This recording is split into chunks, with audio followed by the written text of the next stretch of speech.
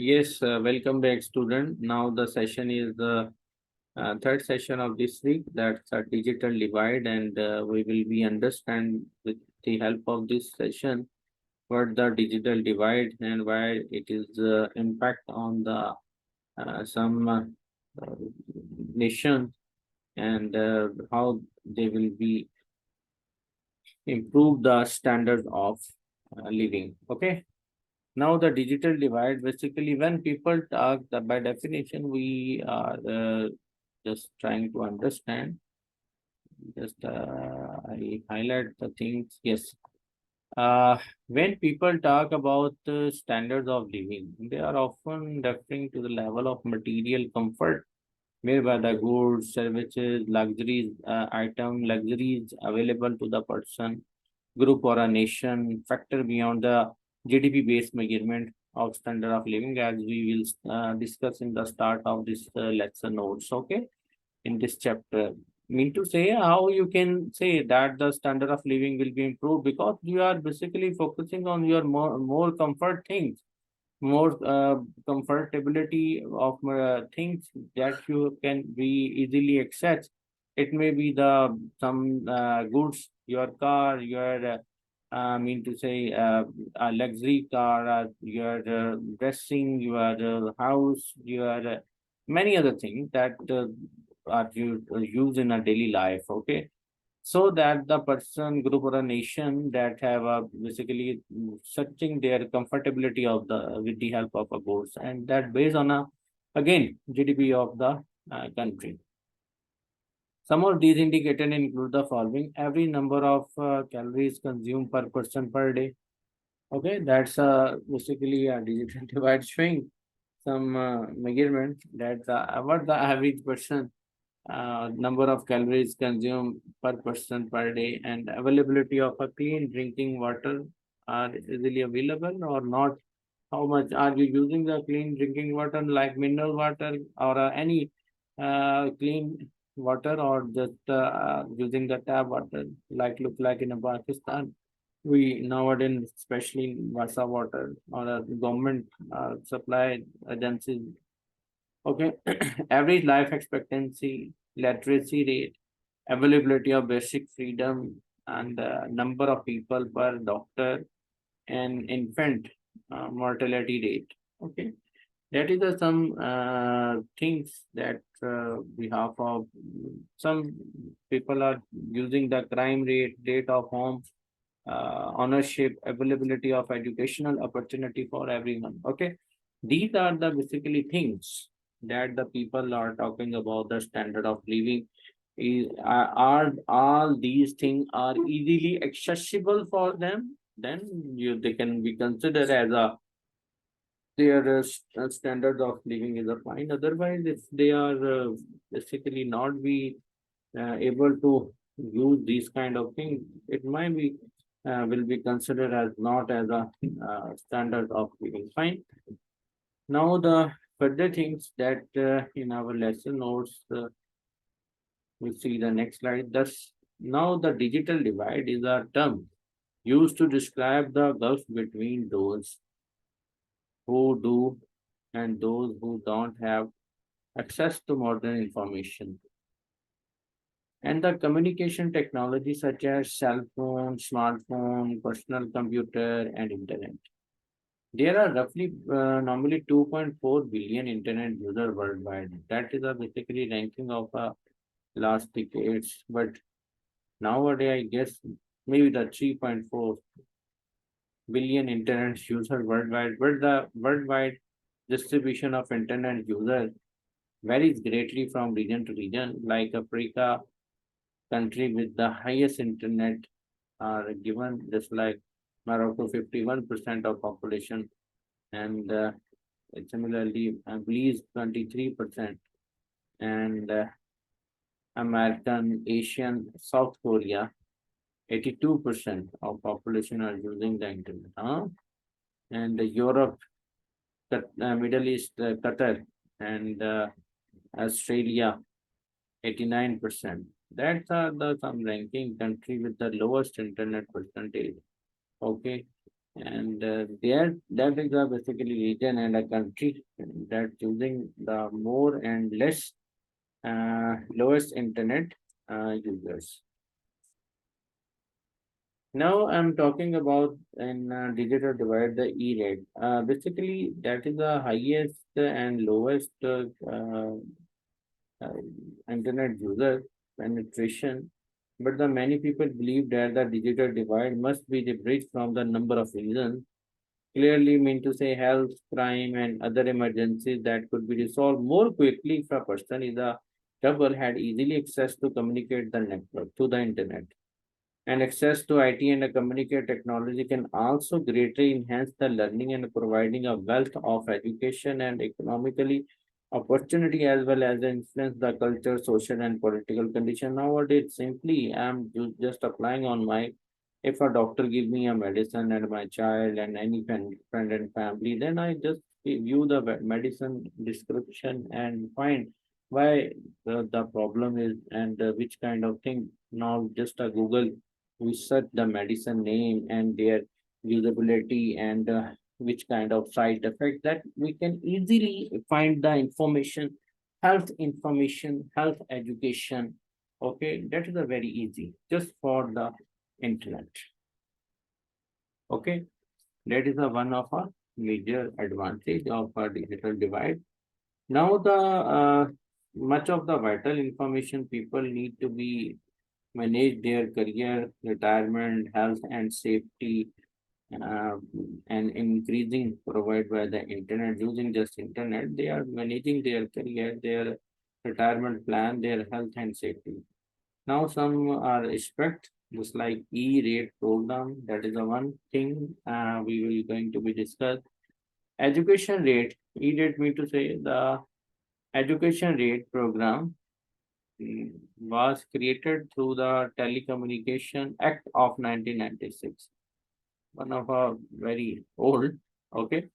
In 1996, education rate. The full name of program is the School and Libraries Program of Universal Service Fund.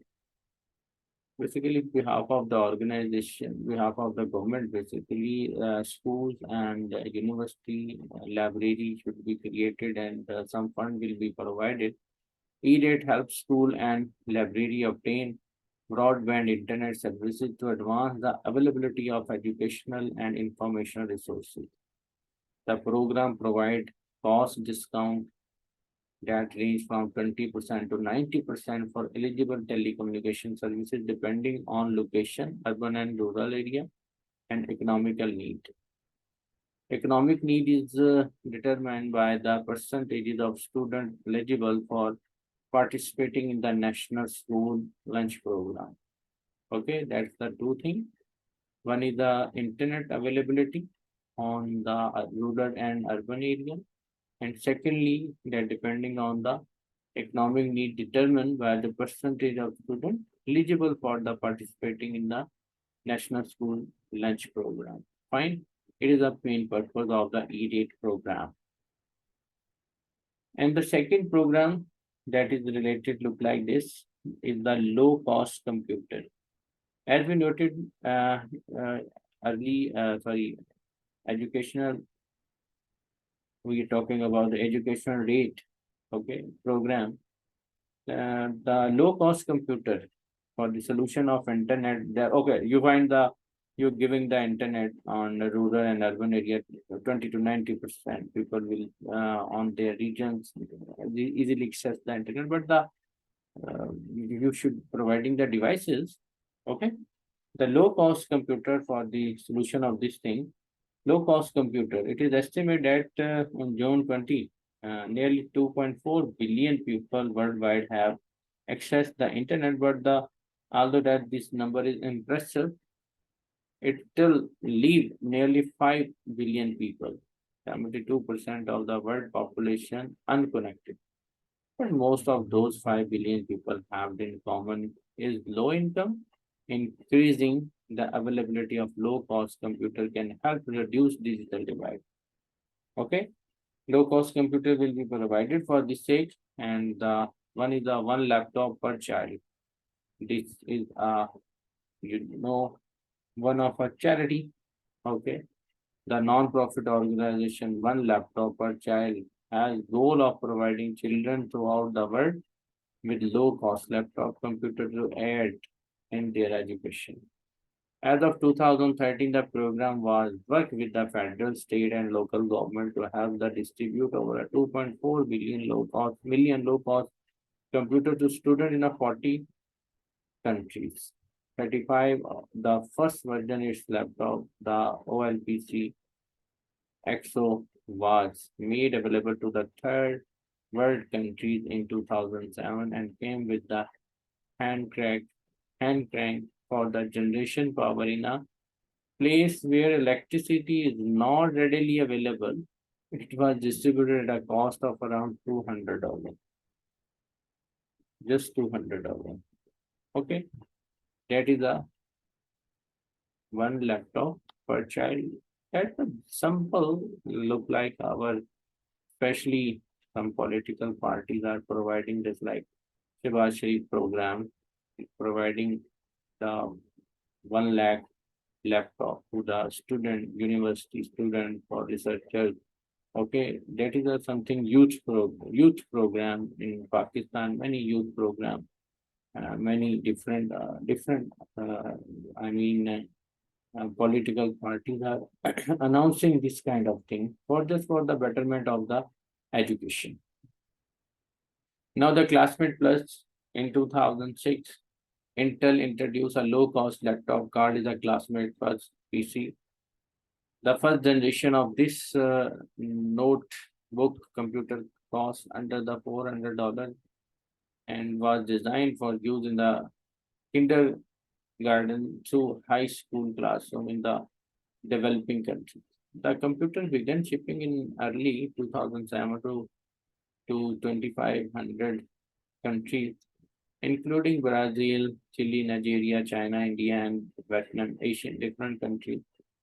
Since then, the Intel and Lenovo have partnered to introduce the Classmate Plus laptop targeted for the sale in the bulk quantity to the educational institute and agencies in third world countries.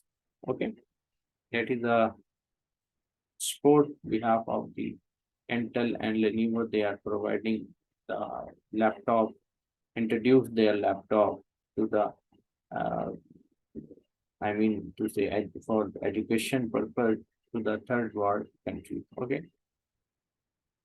and further is Raspberry Pi. Raspberry Pi is a small about the size of a credit card, inexpensive $25 to $35 computer developed by the Raspberry Pi Foundation, a United Kingdom charity basically. The stripped on the computer come with the either 256 MB or 512 MB of RAM, 700 megahertz processor that time, and one or two USB port and Ethernet port, but no case and no monitor. Mobile phone. The tool bridges to digital divide. Some industry observed identifying increasingly use of cell phone as an important first step to bridging the digital divide in many countries. The rapid and the widespread use of cell phone had resulted in an increased investment in the infrastructure required to support wireless communication. Okay, they are the one of our major thing that they are providing some wireless communication for this purpose. Nowadays mobile is available, so after that it will be considered uh, providing the tablet and the mobile that will be a wireless communication providing a better result for these things. Okay, now I'm just discussing cell phone have a several advantage over a personal computer, including following are like one first one is a cell phone come in a wide range of a capability and a cost, but are the cheaper than the personal computer. Yes, it will be a cheaper from personal computer and even to have a wide range of capability and cost. Cell phone are a more portable and convenient than the smallest laptop computer. Cell phone come with an extended battery life, yes. There is almost no learning curve required to master the use of the cell phone. Yes, basic cell phone required no costly or burdensome application that must be located and updated. There are essentially no technical support challenges to overcome with using the cell phone. Okay, that's the one of a big advantages that we are going to be moved for our learning perspective from our personal computer to mobile. Okay, student, that is a digital divide.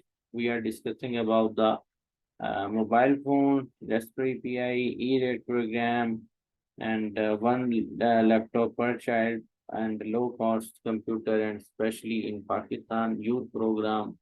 Okay, Shabashri program that is basically offering laptop and some educational things, benefits to the students. Okay.